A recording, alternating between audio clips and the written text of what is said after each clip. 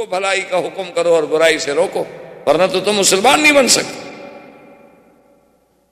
اب سیدنا صدیق رضی اللہ تعالی عنہ چلے، حضرت عثمان کے پاس آئے، ان پہ اسلام پیش کیا، فاسلم عثمان، حضرت عثمان بھی مسلمان ہو گئے۔ پھر حضرت سعد بن ابی وقاص کے پاس آئے، ان پہ اسلام پیش کیا، حضرت سعد بھی مسلمان ہو گئے۔ عبد الرحمن بن عوف کے پاس آئے، ان پہ اسلام پیش کیا، وہ بھی مسلمان ہو گئے۔ حضرت طلحہ کے پاس آئے، ان پہ اسلام پیش کیا، وہ بھی مسلمان ہو گئے۔ اور اسی طریقے سے اب یعنی جو اسلام پھیلنا شروع ہوا تو لوگ سیدنا ابو بکر کے ہاتھ پہ اسلام لا رہے،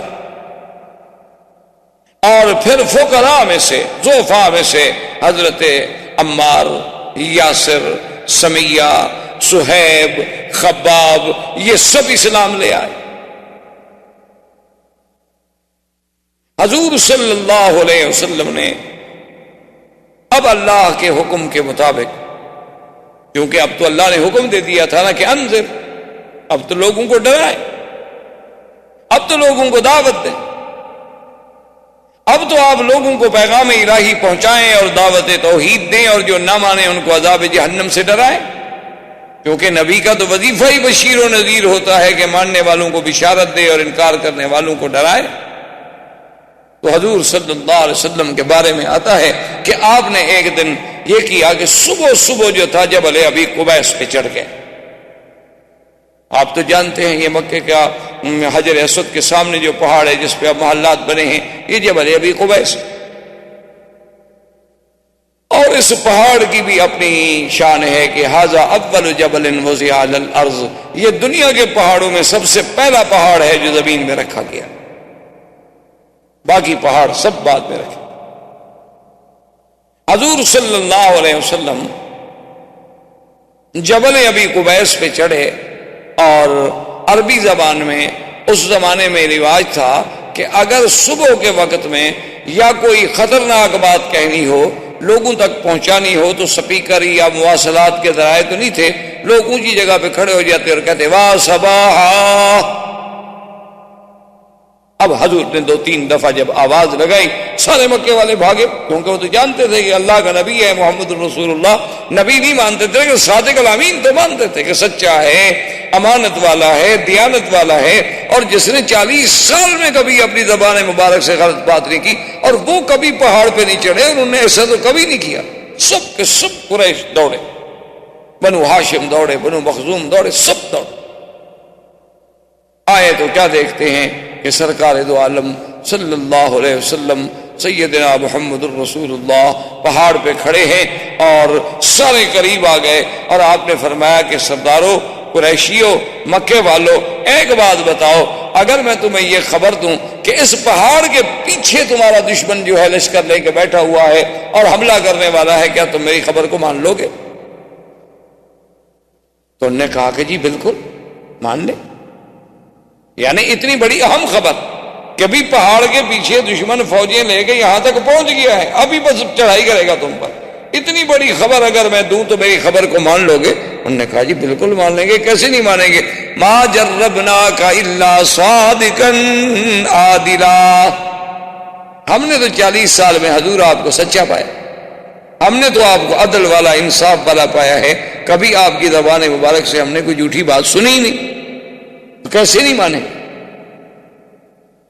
تو حضور نے فرمایا پھر سنو، میں تمہیں ایک کلمہ سکھلاتا ہوں، اگر وہ تم مان لو نا، صرف عرب تو عرب، عجم بھی تمہارے غلام ہو جائیں، صرف عرب نہیں،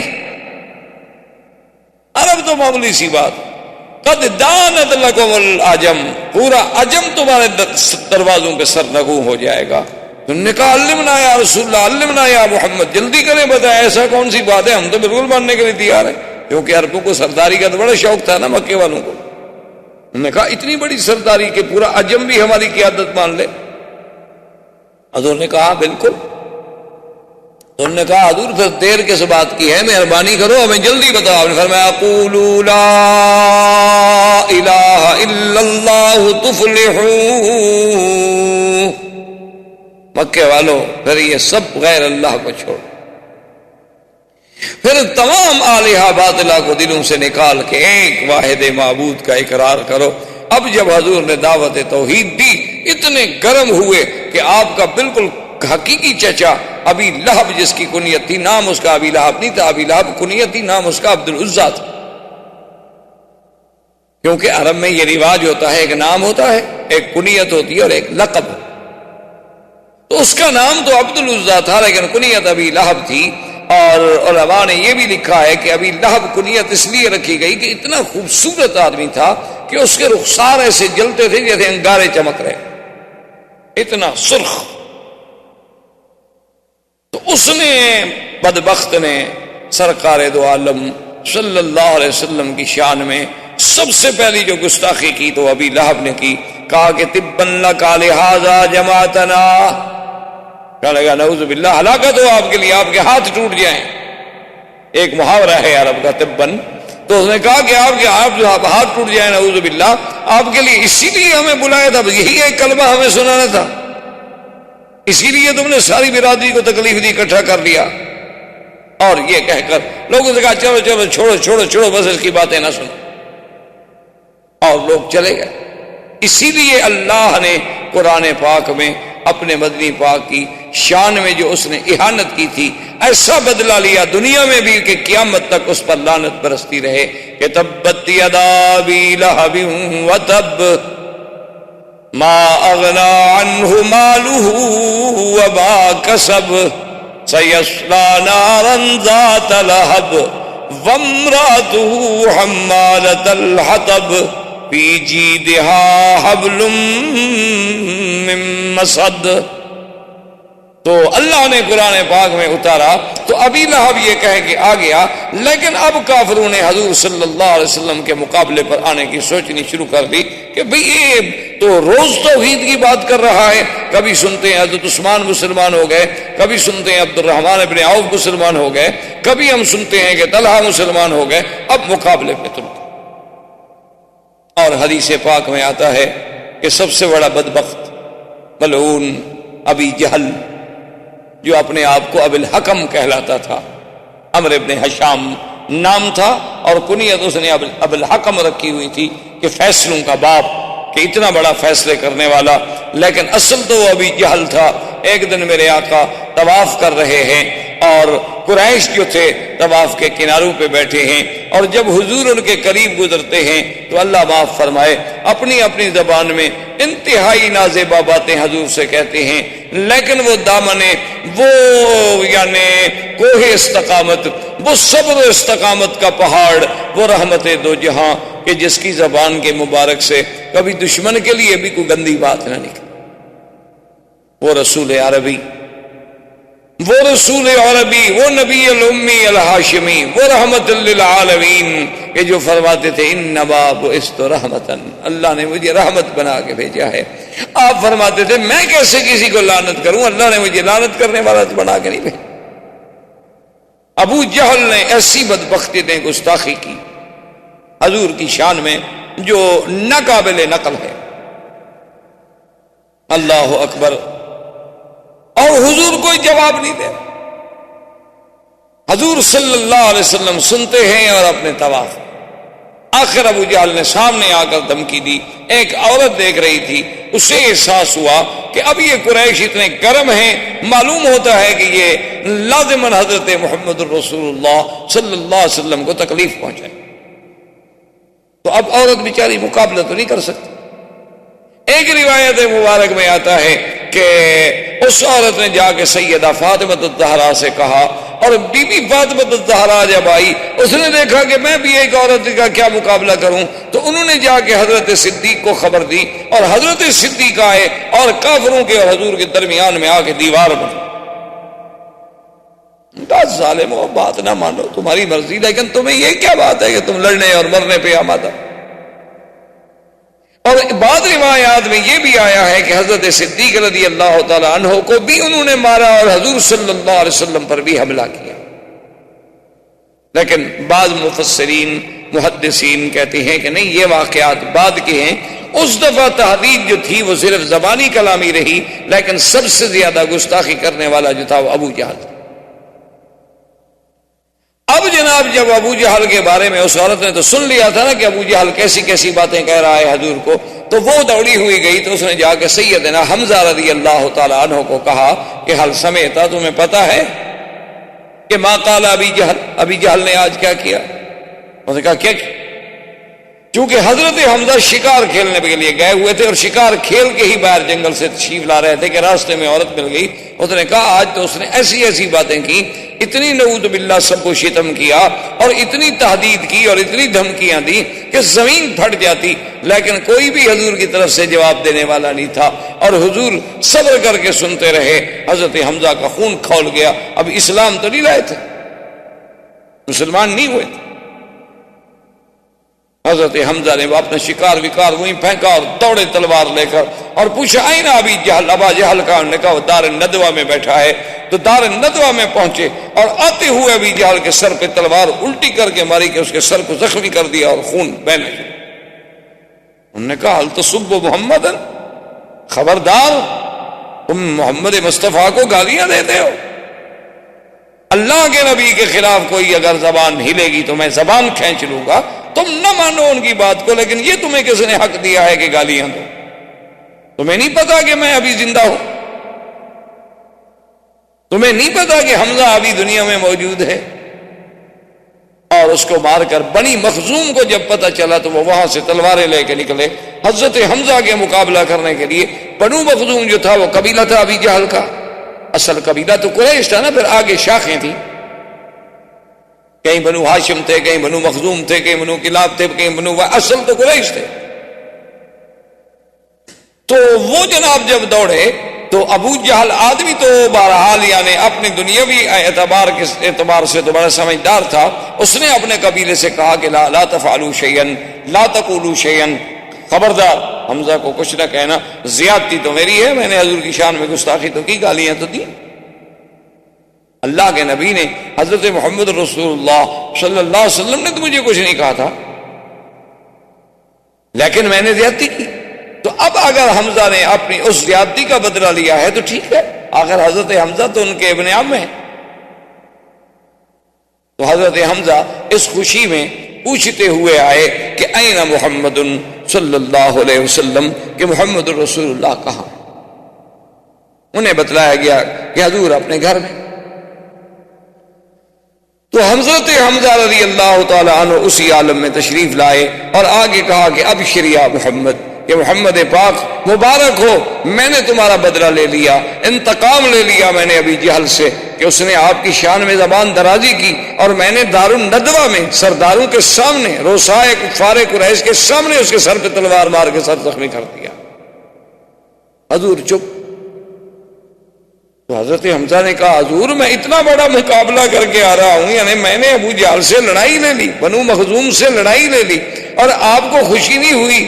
آپ نے فرمایا حمزہ مجھے تو خوشی تب ہوگی جب تم کہو گے لا الہ الا اللہ. یہ بدلہ لینا تو معمولی سی بات، یہ تو تم نے میری ذات کا دفاع کیا ہے، تم نے میرے دین کا تو دفاع نہیں کیا. یہ تو میری ذات کے لیے تم کھول گئے، تمہارا خون کھول گیا، اور یہ تو قبیلوں کی بات ہے، قبیلے والے کی مدد کرتے ہیں. لیکن مجھے تو تب خوشی ہوگی جب تم میرے دین کے سپاہی بنو گے، میرے دین کا دفاع کرو گے. فشہد وقال واسمع یا رسول اللہ اشہد ان لا الہ الا اللہ واشہد ان محمد رسول اللہ. انہوں نے کہا حضور پھر سن لیں، اگر آپ کو اسی پہ خوشی ہے تو پھر گواہ ہو جائیں گے میں بھی مسلمان ہوتا. اب حضرت حمزہ بھی مسلمان ہو. حضور صلی اللہ علیہ وسلم کا اب دعوت کا زور جب پھیلنے لگا تو کفار قریش اکٹھے ہو کے آئے، اور انہوں نے آ کے آپ کے چچا ابی طالب سے کہا کہ بھائی یہ کیا بات ہے، انہ یصفح احلامنا وانہ یصفح اجدادنا وانہ یخالف دیننا، کہ محمد مصطفیٰ تو ہمارے بالکل یعنی وہ کہتے ہیں ہم سب پاگل ہیں، ہمارے باپ دادا بھی پاگل تھے اور ہمارے اجداد بھی پاگل تھے جو سب بتوں کی پوجا کرنے آئے، اور پھر لات عزا ہمارے خداؤں کو بھی نہیں معاف کرتا، اس کا کیا کیا جائے؟ تو اس نے کہا کہ تم خود بات کرو. نے کہا کہ نہیں تم بھی بات کرو، ہم بھی بات کریں گے. تو ایک روایت میں آتا ہے کہ سردار قریش اکٹھے ہو کے آئے، انہوں نے کہا محمد عربی صلی اللہ علیہ وسلم ہم آپ سے کچھ بات کرنا چاہتے ہیں. انہوں نے ٹھیک بات، کیا بات؟ انہوں نے کہا بات یہ ہے کہ یہ جو آپ نے ایک نیا دین پیش کیا ہے، ہمارے آباء و اجداد نے تو آج تک ایسی باتیں نہیں سنی، ہم تو یہی دیکھتے آئے، لات عزیٰ دیکھتے آئے، عبد المطلب بھی انہی کو دیکھتا آیا، اور بھی سارے اسی کو دیکھتے آئے، اسی طرح ان کے چڑھاوے چڑھتے رہے، ان کے چرنوں میں قربانیاں ہوتی رہیں، جانور ذبح ہوتے رہے، اور اب آپ نے آ کر یہ سارے دین کو ہی الٹ پلٹ کر کے رکھ دیا ہے۔ تو آپ مجھے بتائیں کہیں کوئی آپ کو تکلیف تو نہیں، آپ پر کسی جن کا اثر تو نہیں؟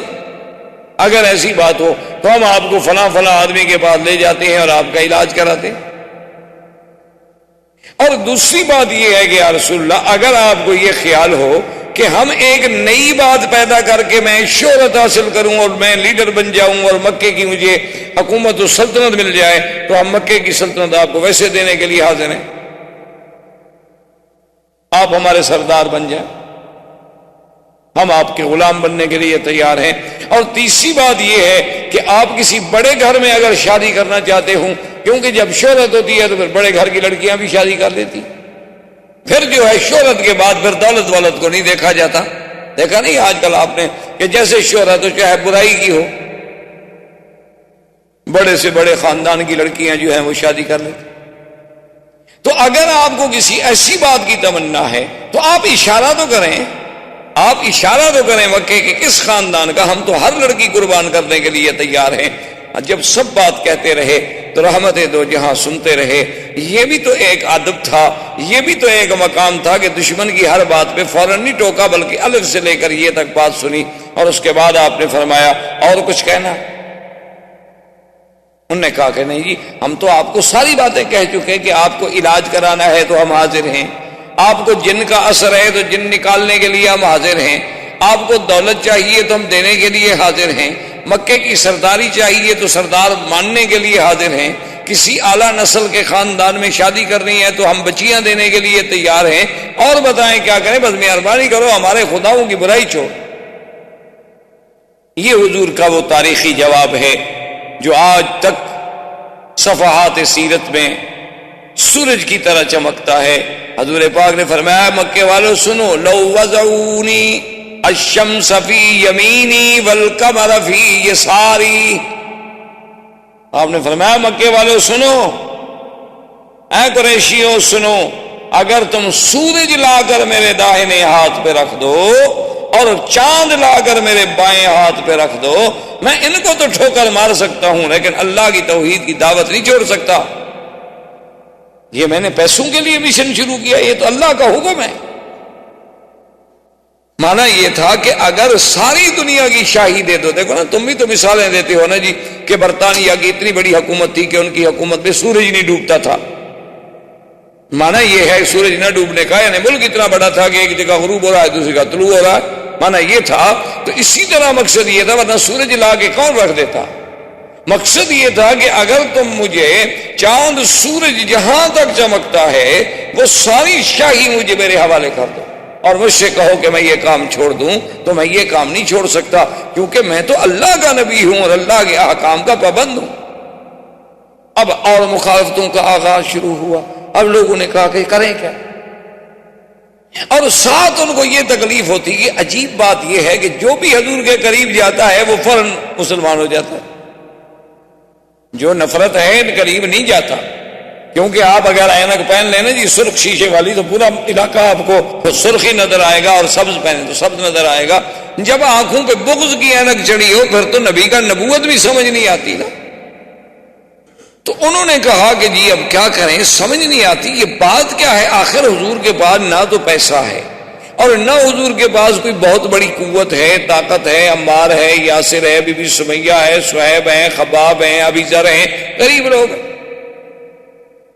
غلام ہیں، تو اس کے باوجود آخر حضور کی بات کا اتنا اثر کیا ہے؟ تو ایک دن سارے سردار بیٹھے تھے، کہنے لگے کوئی حل کریں کہ مسئلہ کیا ہے؟ تو ولید ابن المغیرہ نے کہا کہ ایسا کرو تم مجھے چھوڑو، میں جا کے بات کرتا ہوں اور پھر میں آگے تمہیں حقیقت بتلاتا ہوں کہ حقیقت کیا ہے۔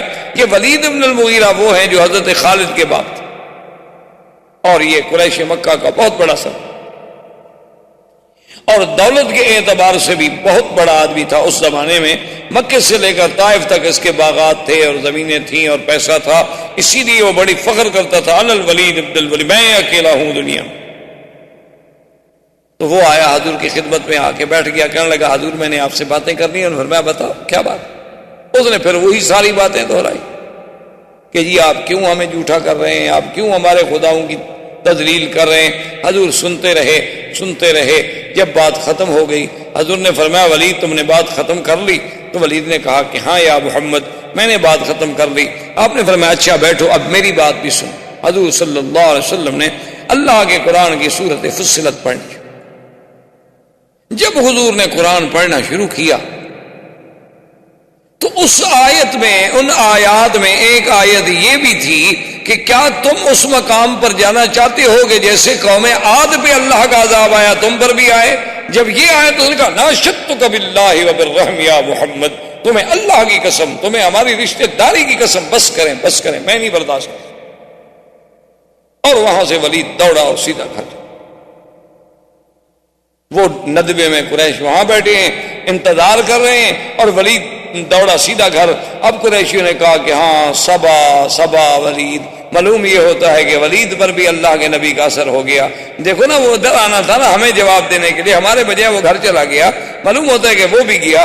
اب ابو جہل لے کے وہاں پہنچا. اس نے کہا تمہیں کیا ہو گیا؟ کیا تم بھی سبو تھا؟ تم نے بھی دین محمد مصطفیٰ اختیار کر لیا اور باپ دادے کے دین کو چھوڑ دیا؟ اس نے کہا چھوڑو ان باتوں کو، یہ باتیں نہ کرو. تو اس نے کہا کہ جادوگر. اس نے کہا کیا کہتے ہو؟ میں سب سے زیادہ جادو کو جاننے والا ہوں. انہوں نے کہا شاعر ہے. اس نے کہا واللہ انا عارف بکلام الشعراء، میں زیادہ شعراء کو جاننے والا ہوں. انہوں نے کہا جادوگر بھی نہیں، شاعر بھی نہیں، تو کاہن ہے. انہوں نے کہا چھوڑو کیا کہتے ہو، کاہن گندے پلید رہنے والے لوگ ہیں.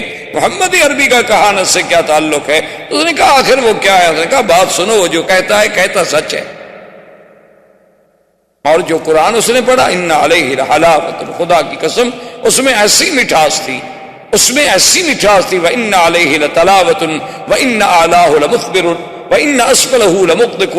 وہ تو ایسا کلام تھا کہ اس نے تو میرا سب کو چھوڑا کے رکھ لیا اور میں تو یہ سمجھا کہ کہیں اب عذاب ہم پر نازل نہ ہو جائے. خدا کی قسم وہ جو کہہ رہا ہے وہ کسی بندے کا کلام نہیں. انہوں نے کہا دیکھا ہم تو کہتے تھے نا اچھا تم بھی تو اب جا رہے ہو نا. انہوں نے کہا نہیں میں نے خیر اپنا دین تو نہیں چھوڑا، لیکن جو بات سچی ہے وہ شاعر نہیں، وہ ساحر. تو اب ابو جہل نے اسے تانے دے کر روکنے کی کوشش کی کہ اس کو غیرت دلاؤ کہ اچھا یار تم تو بڑے سردار بنتے تھے، ایک بات سنی اور تم بھی ختم ہو گئے.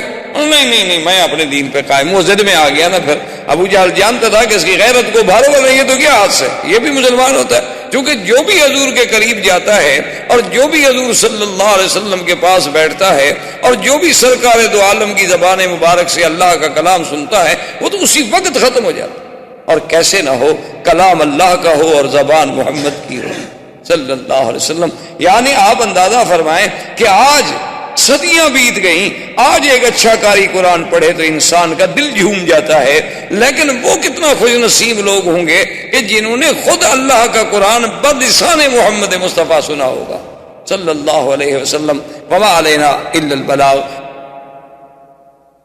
برادران اسلام، الحمدللہ اللہ تبارک و تعالیٰ کے رحمت سے پچھلے کئی دروس میں ہم نے سیرت رسول پاک صلی اللہ علیہ وسلم کے عنوان پہ معروضات پیش کیے ہیں.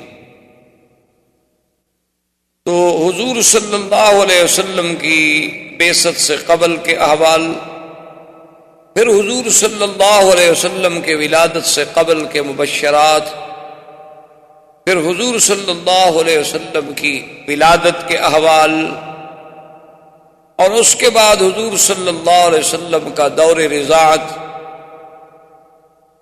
اور پھر حضور صلی اللہ علیہ وسلم کے بچپن کے احوال،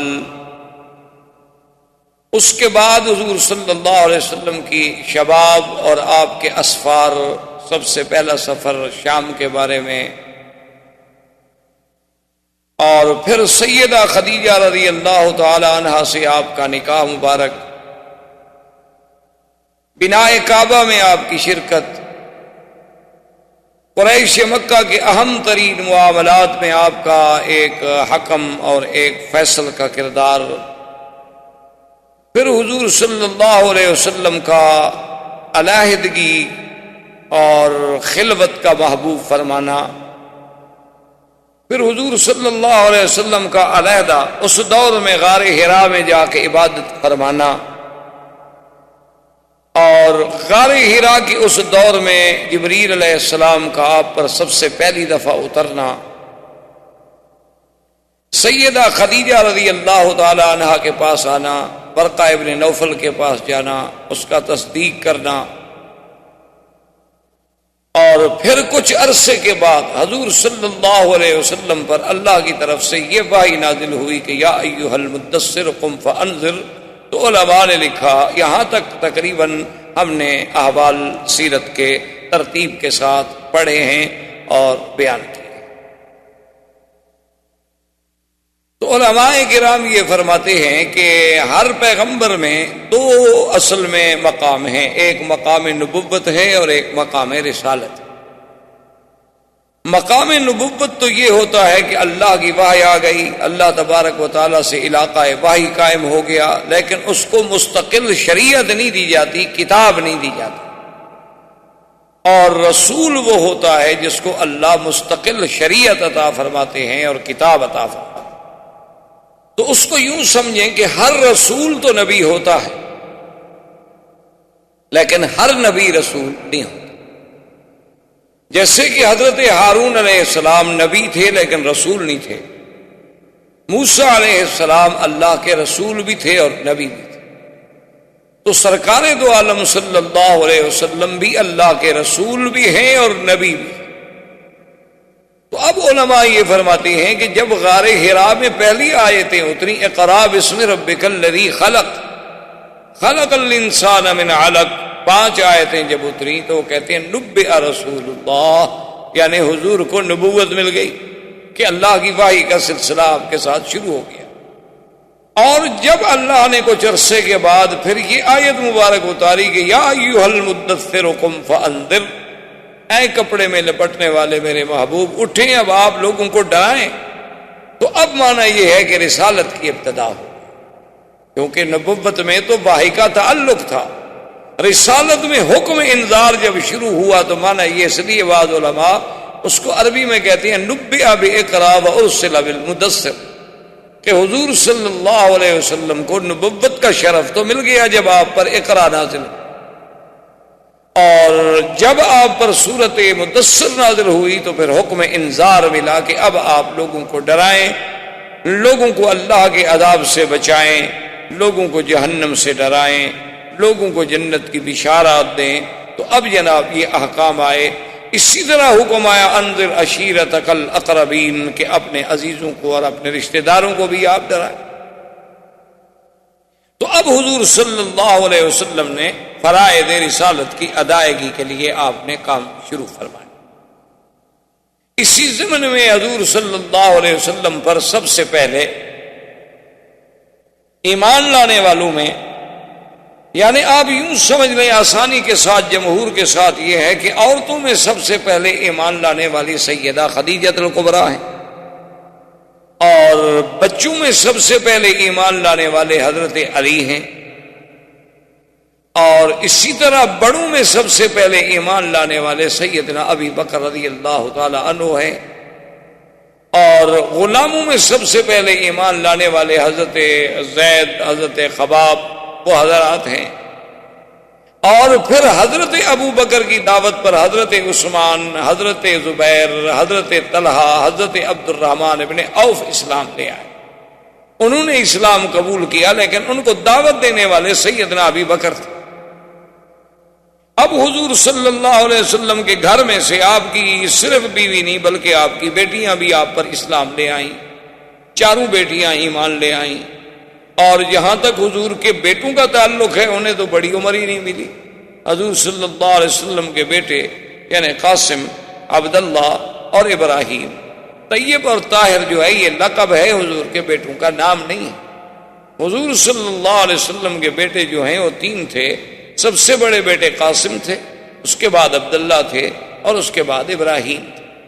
یہ عبداللہ جو ہیں ان کو حضور محبت سے طیب پکارتے تھے، اور آپ کی والدہ جو تھی سیدہ خدیجہ وہ آپ کو طاہر کہتی تھی۔ تو یہ آپ کے القاب تھے، لیکن الگ نام نہیں تھے حضور کے بیٹوں۔ اور جہاں تک حضور کی بیٹیوں کا تعلق ہے تو اس میں آپ کی 4 بیٹیاں تھیں، سیدہ زینب، سیدہ رقیہ، ام کلثوم اور بی بی فاطمہ الزہرا رضوان اللہ تعالی علیہن اجمعین۔ تو یہ سب کے سب حضور صلی اللہ علیہ وسلم پر اسلام۔ اب اس کے بعد اللہ تبارک و تعالیٰ کے حکم سے حضور صلی اللہ علیہ وسلم نے اپنے خاندان والوں کو جب دعوت اسلام دی تو بی بی صفیہ اسلام لے آئیں، جو چچی ہیں حضور صلی اللہ علیہ وسلم۔ اور اسی طرح فقراء میں اور ضعفاء میں وہ حضرت بلال رضی اللہ تعالی عنہ، اسی طرح بی بی سمیہ، اسی طرح حضرت عمار، اسی طرح حضرت یاسر، اسی طرح حضرت خباب، اسی طرح حضرت صہیب، یہ سب فقراء اور ضعفاء مکہ کے لوگ تھے جو آپ پر اسلام لے آئے۔ اب حضور صلی اللہ علیہ وسلم کی یہ دعوت کی آواز جب باہر نکلی، کیونکہ یہ اعزاز اور شرف اب جو میرے آقا کو ملا تھا کہ پہلے تو جو بھی پکارتا تھا محمد ابن عبداللہ، محمد ابن عبداللہ، لیکن جب اللہ کی وحی آ گئی، جب آپ کا زمانہ بعثت ہو گیا، تو اب حضور صلی اللہ علیہ وسلم پھر صرف محمد ابن عبداللہ نہیں بلکہ محمد الرسول اللہ ہو۔ تو اب حضور صلی اللہ علیہ وسلم کی جب دعوت کی آواز ذرا باہر جانے لگی تو ایک عجیب واقعہ پیش آیا کہ حضرت ابی ذر رضی اللہ تعالی عنہ، یہ ابی ذر رضی اللہ تعالی عنہ جو ہیں یہ بھی حضور کے بڑے شان والے صحابہ ہیں، اور یہ ان صحابہ میں ہیں جو زہاد تھے، جو بڑے زاہد تھے، بڑے عابد تھے، اور یہ ان لوگوں میں ہیں کہ جو آج کا کھانا کل کے لیے رکھنے کو بھی جائز نہیں سمجھتے تھے۔ یعنی حضرت ابی ذر جو تھے ان کا اتنا اس بات پہ یقین تھا، وہ کہتے تھے کہ مسلمان کو کیا ضرورت ہے کہ کل کے لیے کھانا بچا کے رکھے، کوئی پتہ نہیں ہم کل زندہ بھی رہیں گے کہ نہیں رہیں، تو کیا ضرورت ہے ہم خواہ کھانا رکھیں۔ ان کے نزدیک تو دوسرا جوڑا کپڑے بنانا جو ہے وہ بھی جائز نہیں تھا۔ تو حضرت ابی ذر بڑے عجیب اور بڑے شان والے صحابی گزرے ہیں رضی اللہ تعالی عنہ۔ ان کا اسلام بھی شان والا اور ویسے بھی شان والے کہ ایک دفعہ حضور صلی اللہ علیہ وسلم غزوہ میں جہاد میں تشریف لے گئے تو حضرت ابی ذر پیچھے رہ گئے، یعنی حضور کے ساتھ سفر نہ کر سکے۔ تو حضور کو بڑی تمنا تھی کہ ابی ذر رہ گئے، کیونکہ حضور کے ساتھ جہاد میں جانا کوئی معمولی سا شرف تو نہیں ہوتا تھا کہ جن لوگوں کو جہاد نصیب ہو اور بس صحبت محمد الرسول اللہ صلی اللہ علیہ وعلا آلہ وسلم۔ تو حضور صلی اللہ علیہ وسلم نے 1-2 دفعہ اپنے صحابہ سے بھی پوچھا کہ بھئی ابی ذر نہیں آئے، تو اب صحابہ کہیں کہ حضور وہ تو نہیں آئے۔ پھر حضور نے کچھ وقفے کے بعد پوچھا کہ اچھا ابی ذر نہیں آئے، تو صحابہ نے کہا کہ حضور وہ تو رہ گئے، خدا جانے کیا وجہ ہے، وہ تو سفر نہیں کر سکے اس دفعہ۔ تو پڑاؤ کر کے آپ کا قافلہ بیٹھا ہوا تھا، صحابہ آپ کے ارد گرد بیٹھے ہوئے تھے، دور سے غبار اڑتی ہوئی نظر آئی جیسے کہ کوئی ایک سوار آ رہا ہو۔ تو حضور نے جب نظر ڈالی، دور تھے، ابھی کچھ نظر نہیں آ رہا تھا، صرف غبار اڑتی ہوئی نظر آ رہی تھی۔ تو آپ نے فرمایا کن ابا ذر، کہ خدا کرے تو ابو ذر ہو، یعنی آنے والا جو ہے خدا کرے تو ابی ذر ہو۔ تھوڑی دیر گزری تو جا ابی ذر، حضرت ابی ذر حاضر ہو گئے۔ حضور نے فرمایا کہ ابی ذر تم عجیب آدمی ہو، قافلہ چلا آیا اور تم اکیلے رہ گئے۔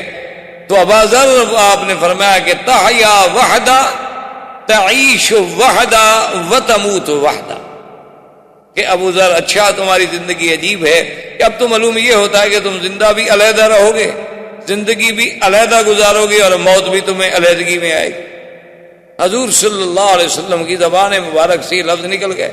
اب اللہ کے نبی کی زبان سے جو بات نکلے تو اللہ تو اس کو پورا فرما ہی دیتے ہیں۔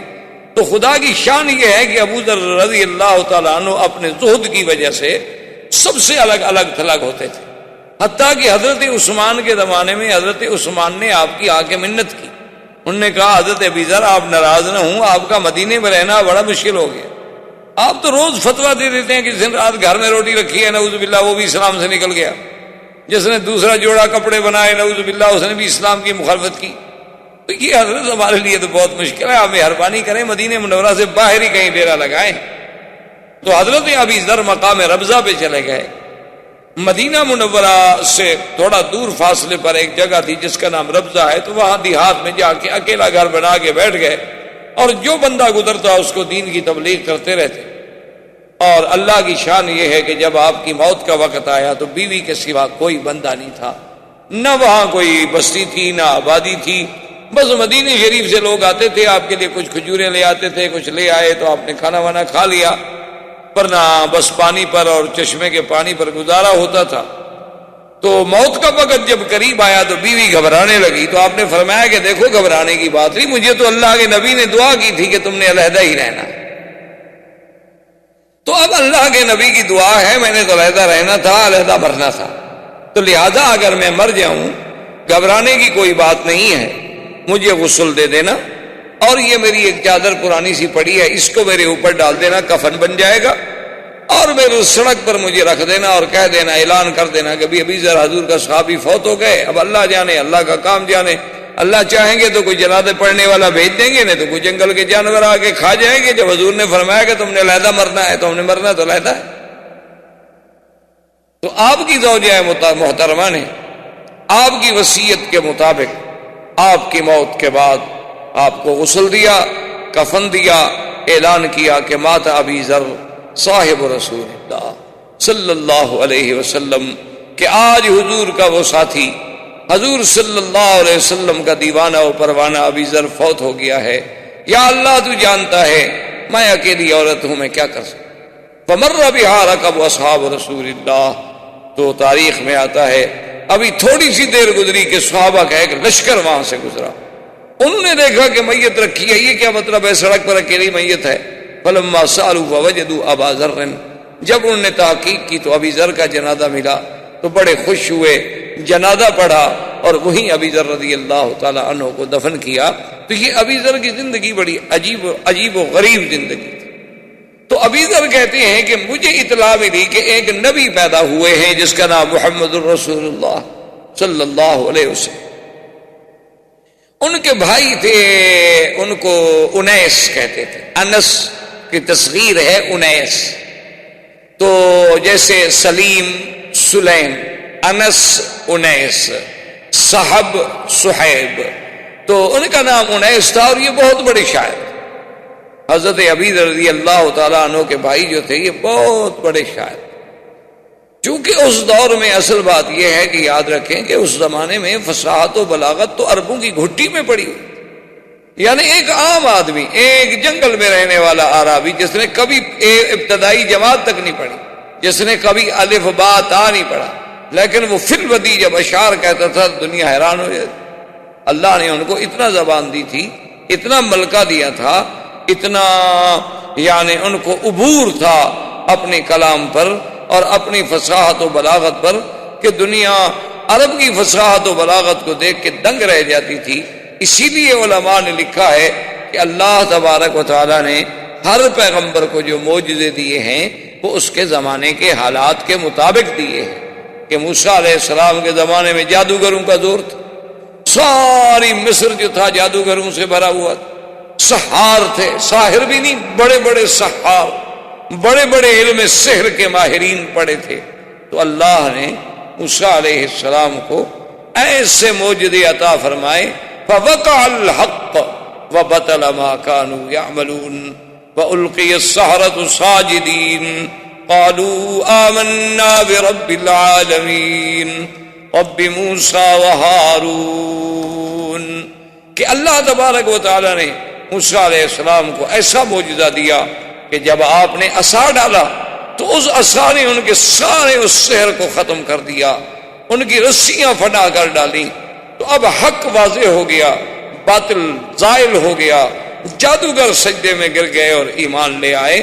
تو اس لیے اللہ نے ان کو معجزات ایسے دیے تھے کہ جو اس جنس اور اس زمانے کے مطابق یہ دلیل بن سکیں کہ یہ اللہ کا نبی ہے اور اس کا مقابلہ ہم نہیں کر سکتے۔ اسی طرح آپ دیکھیں کہ سیدنا عیسیٰ علیہ السلام آپ کے زمانے میں بڑے بڑے طبیب تھے، آپ کے زمانے میں طب کا بڑا رواج تھا، گو اس وقت ہی آپ کی ایلوپیتھی رائج نہ ہوئی ہو، کیونکہ ابتدا کے اندر جو ہے زیادہ تر جو تاریخی پرانی کتابیں ملتی ہیں وہ طب اعشاب کے ساتھ ہوتی تھی، بوٹیاں شٹیاں، یونانی اطباء گزرے ہیں بڑے بڑے، اسی طرح اطباء عرب گزرے ہیں بڑے بڑے، اور آپ کو تو ہم سے زیادہ پتہ ہے کہ جیسے ابن سینا تھا، ارسطو تھا، بقراط تھا، سقراط تھا، یہ بڑے بڑے جالینوس تھا، یہ بڑے بڑے لوگ گزرے، بعض کے پاس علوم کیمیا تھے، بعض کے پاس علوم ریمیا اور بڑے بڑے علوم تھے۔ تو بہرحال چونکہ وہ طب کا زمانہ تھا تو اللہ نے عیسیٰ علیہ السلام کو ایسے معجزے دیے کہ بھئی وہ طبیب دنگ ہو کے رہ گئے کہ یہ کیا طب ہے کہ ایک آدمی ماں کے پیٹ سے اندھا پیدا ہوتا ہے اور کوئی آپریشن نہیں، کوئی محنت نہیں، کوئی اسپتال نہیں، بس ہاتھ لگایا اور بسم اللہ کہا اور آنکھیں کھل گئی، بس روشنی آ گئی۔ یہ کمال ہے کہ ایک آدمی برس کے داغ، یعنی آپ دیکھیں کہ آج دنیا کتنا علوم میں ترقی کر چکی ہے لیکن ابھی تک کوئی ایسی دوا ایجاد نہیں ہوئی کہ برس ختم ہو۔ تو حضرت تو صرف ہاتھ پھیرتے تھے، دوا لگانے کی بھی ضرورت نہیں، الابرا والاکما والابرس کہ اندھا ہے اور کوڑی ہے اور برس والا ہے، بس ہاتھ پھیرا وہ ٹھیک ہو گیا۔ تو اس لیے وہ معجزات اس زمانے کے مطابق تھے۔ اور میرے آقا رحمت دو جہاں سرکار دو عالم سیدنا محمد الرسول اللہ صلی اللہ علیہ وسلم کی بعثت کا جب زمانہ آیا تو اب دنیا اپنی معراج پہ پہنچ چکی تھی، یعنی وہ انسانیت جو ایک ابتدائی زمانہ طفولیت سے آدم علیہ السلام کے زمانے سے شروع ہوئی، اب وہ طفولیت، اب گویا وہ رضاعت، اب گویا وہ شباب، اب گویا وہ بچپن، اب وہ ساری ادوار گزار کے حضور کے زمانے میں پوری انسانیت اپنے مقام معراج پہ آ گئی تھی۔ اور فصاحت و بلاغت کا یہ عالم تھا کہ شعراء عرب اپنے کلام کو لے کے اللہ کے کعبے پہ لکھ کے لٹکا دیتے تھے کہ کوئی ہے مائی کا لال جو ہمارے اس بحر میں لکھے، ہمارے اس رجز کا جواب دے، ہماری اس نثر کا مقابلہ کرے، ہماری اس نظم کا مقابلہ کرے۔ تو اس لیے قصائد معلقہ آج بھی ہماری کتابیں جو ہیں معلقات سبع معلقہ کے نام سے، وہ سبع معلقہ کیا تھے کہ مختلف شعراء نے لکھ کے لٹکا دیے تھے کہ اس کا مقابلہ کریں۔ تو اب چونکہ یہ فصاحت و بلاغت کا دور تھا، زمانے میں اتنی فصاحت و بلاغت تھی کہ جب عرب بات کرتے تھے تو حیرت ہوتی تھی ان کی بات سے، یعنی آپ ان کی فصاحت و بلاغت اور ان کی جزالت اور ان کا نئے سے نئے انداز میں گفتگو کرنا، یہ چیزیں جو تھی، اور بڑا اشارات و کنایات، اللہ نے اپنے نبی کو ایسا معجزہ دیا قرآن کہ تمام دنیا کے فصحاء و بلغاء جو تھے وہ دنگ رہ گئے، کوئی ہمت نہ کر سکا کہ اللہ کے قرآن کے مقابلے پہ آئے۔ یعنی آپ دیکھیں ان کے یعنی فہم کا عالم کہ ایک قیس شاعر گزرا ہے، ایک تو امراء القیس تھا نا، ایک اور شاعر تھا قیس، وہ گزرا، بادشاہ غصے میں آ گیا، اس کی بڑی لمبی چوڑی کہانی ہے۔ تو غصے میں آنے کے بعد بادشاہ نے اس کو بلوایا اور سزائے موت جاری کی۔ بہرحال بادشاہ سزائے موت جب دے دی، اس کو پکڑ کے جب لے جا رہے تھے موت کے لیے، تو جو اس وقت سپاہی ہے جو کچھ سب تھے تو انہوں نے کہا کہ دیکھو تم ابھی مر جاؤ گے، ہم تمہیں پھانسی دے دیں گے، لیکن اگر تمہاری کوئی وصیت ہے، کوئی پیغام ہے تو وہ دے دو، اور تو ہم کچھ نہیں کر سکتے، لیکن ہمارے ہاں بھی یہ رواج ہے کہ آخری وصیت پوری کی جاتی، تو آپ ہمیں کوئی پیغام دے دیں۔ انہوں نے کہا میں نے کیا پیغام دینا ہے، شاعر آدمی ہوں، نہ میری کوئی اتنی بڑی برادری ہے، میری تو صرف 2 لڑکیاں ہیں اور فلاں شہر میں رہتی ہیں، اور کبھی آپ لوگوں کا وہاں آنا جانا ہو تو بس ان کو اتنا کہہ دیجئے گا کہ یا ابنتا قیس ان اباکما، بس۔ انہوں نے کہا دیکھو بیچارہ موت کی وجہ سے سٹیا گیا، دماغ چل، یہ کیا پیغام ہوا بھی یا ابنتا قیس ان اباکما، کہ اے 2 قیس کی بیٹیاں تحقیق تمہارا باپ کیا ہوا ہے، یہ کیا پیغام ہے بھائی؟ تو انہوں نے کہا اچھا ٹھیک ہے پہنچا دیں۔ انہوں نے کہا اب یہ تو مر رہا ہے، جان چھوڑے، وہ مر گیا، پھانسی دے دی گئی، ختم ہو گیا۔ مدتیں گزر گئی، سال 2 سال جتنے گزرے، اتفاق سے وہ 2 سپاہی یعنی اتفاقاً اس گاؤں میں گزرے جس گاؤں میں وہ قیس رہتا تھا، تو ان کے دماغ میں بات یاد آئی۔ انہوں نے کہا کہ چلو بھائی ہم اس کی وصیت پوری کرنے تو نہیں آئے، لیکن اتفاق سے یہاں آئے ہوئے ہیں، تو اب اسی بستی میں رہتے ہوئے اگر ہم ایک پیغام اس کو دے دیں تو کیا مشکل ہو جائے گا؟ انہوں نے کہا دے دو۔ انہوں نے آگے پوچھا بھی یہاں کوئی قیس نامی شاعر تھا؟ انہوں نے کہا ہاں۔ انہوں نے کہا اس کی کوئی اولاد؟ نے کہا اس کی 2 بیٹیاں ہیں، وہ بیچاری غریب ہیں، بکریاں شکریاں چرا رہی ہوں گی فلاں جگہ پر۔ تو انہوں نے آپس میں مشورہ کیا، انہوں نے کہا کہ بھئی بات یہ ہے کہ وہ اس کا پیغام تو ہم پہنچا دیتے ہیں، پہلے تو دماغ پہ زور دیتے رہے کہ کیا کہا تھا، اس نے کہا یہ کہا تھا، اس نے کہا یہ کہا تھا، اس کے بعد خیر بہرحال ان کو بات یاد آ گئی۔ انہوں نے کہا پیغام دے دیتے ہیں لیکن اس کی بچیوں کو یہ نہیں بتلاتے ہیں کہ تمہارا باپ جو ہے وہ قتل ہو گیا، بادشاہ نے پھانسی دے دی، لڑکیاں ہیں بیچاری روتی رہیں گی، ہم کیوں خواہ ان کو غم میں مبتلا کریں؟ اگر ان کو اطلاع مل چکی ہے تو الگ بات ہے، ورنہ یہ ہے کہ ہم یہ پیغام دے کے چلے جائیں، بعد میں کوئی بتائے گا کہ مر گیا ہے نہیں مر گیا، ہم کیوں بیچارے کو مصیبت پہ ڈالیں۔ انہوں نے کہا ٹھیک ہے۔ وہ دونوں آ گئے، وہ بکریاں چرا رہی تھی، ان کو ملے، پوچھا کہ ابنتا کیسے؟ نہ کہا کیا بات؟ انہوں نے کہا تمہارا باپ میرے۔ کہا کہاں، ہم تو باپ کے لیے بہت پریشان ہیں، 2 سال ہو گئے باپ نہیں آئے۔ انہوں نے کہا فلاں شہر میں تھا اور بالکل تندرست تھا اور ٹھیک ٹھاک تھا، تو اس نے ہمیں کہا تھا کہ اگر تم وہاں کبھی جاؤ تو میرا پیغام دے دینا، میں تو کہیں آگے جا رہا ہوں، میرا لمبا سفر ہے، میری 2 بیٹی ہیں، ان کو اتنا بتا دینا کہ یا ابنتا قیس ان اباکم، بس۔ انہوں نے کہا اس کے علاوہ کوئی پیغام؟ نے کہا، انہوں نے کہا تو ایک لڑکی باتیں کرتی رہی اور ایک لڑکی نے پیچھے سے آ کر تلوار سے حملہ کیا اور ایک سپاہی کو قتل۔ جب تلوار ماری تو سپاہی تو مر گیا، دوسرا بھاگ گیا، اس کے پیچھے وہ لڑکیاں بڑی دوڑی لیکن وہ بھاگ گئی۔ اس نے آگے رپورٹ کی، بادشاہ نے پکڑا، وہ لڑکیاں پکڑی گئی۔ انہوں نے کہا تم نے ہمارا سپاہی مار دیا۔ انہوں نے کہا جی ہم نے تو اپنے باپ کا قاتل مارا ہے۔ نے کہا تمہارے باپ کا قاتل ہے؟ بادشاہ کو یاد نہیں کہ وہ تو میں نے سزائے موت دی تھی، کون تھا، کیس بھر گیا، روز تھوڑے قصے ہوتے ہیں، سینکڑوں روز کے واقعات آتے ہیں اور گزر جاتے ہیں۔ انہوں نے کہا وہ کیسے؟ انہوں نے کہا جی یہ ایک سپاہی موجود ہے، اس سے پوچھیں کہ اس نے ہمیں پیغام دیا ہے کہ یا ابنتا کیس ان اباکما۔ انہوں نے کہا ہاں جی۔ انہوں نے کہا اس نے اسی میں ہمیں حکم دیا تھا کہ قد قتل وقاتلہ لناکما، کہ تمہارا باپ مر چکا ہے، قتل کر دیا گیا اور قتل کرنے والے تمہارے سامنے کھڑے ہیں، بدلہ لینا ہے تو لے لو۔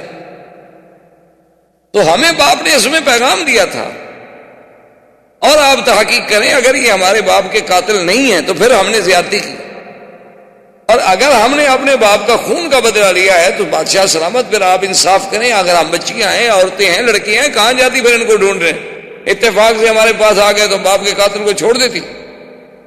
تو بادشاہ نے جب تحقیق کی تو پتہ چلا کہ سزا تو ہم نے دی تھی لیکن یہی پولیس والے تھے اس کو لے جانے والے۔ تو انہوں نے کہا اچھا ٹھیک ہے، اس کے وارثوں کو ہم دیت دے دیتے ہیں، اور بچیوں کو کہا کہ تم چلی جاؤ۔ تو یعنی اندازہ یہ ہے کہ ایک لفظ سے اگلا پیغام سمجھ لینا، تو یہ کوئی معمولی بات نہیں ہوتی۔ یہ فصاحت و بلاغت جو ہے یہ بھی اللہ کی ایک دین ہے، ہر کسی کو نہیں ملتی۔ آپ کے ہاں بھی آپ کی تاریخ ہند میں بھی بڑا ایک مشہور واقعہ گزرا ہے نا جی، کہ شہنشاہ ایران اس زمانے میں جب وہ آج سے یعنی صدیوں پہلے، تو اس کے بیٹھے ہوئے ایک شاعر نے، یا کہتے ہیں کہ شہنشاہ ایران نے خود جو ہے اس کی زبان پہ ایک شعر آ گیا، فارسی زبان کا دورہ تھا کہ درے ابلق در جہاں قصنمی موجود، کہ بھئی موتی جو ہے وہ 2 رنگا نہیں ہوتا، یعنی اصلی موتی جو ہے یا سفید ہوگا جیسے اپنا ڈائمنڈ ہے، لال ہوگا جیسے یاقوت ہے، اچھا اسی طرح بھی نیلم ہوگا، زمرد ہوگا، کچھ ہوگا، یعنی ایک رنگ ہو۔ درے ابلق، ابلق کہتے ہیں نا جیسے گھوڑا ابلق ہوتا ہے جس میں 2 رنگ ہوتے ہیں، سفید ہے اور سرخ ہے، سفید ہے اور سیاہ ہے۔ تو انہوں نے کہا کہ درے ابلق در جہاں قصنمی موجود، کہ دنیا میں موتی جو ہے وہ 2 رنگا نہیں ہے۔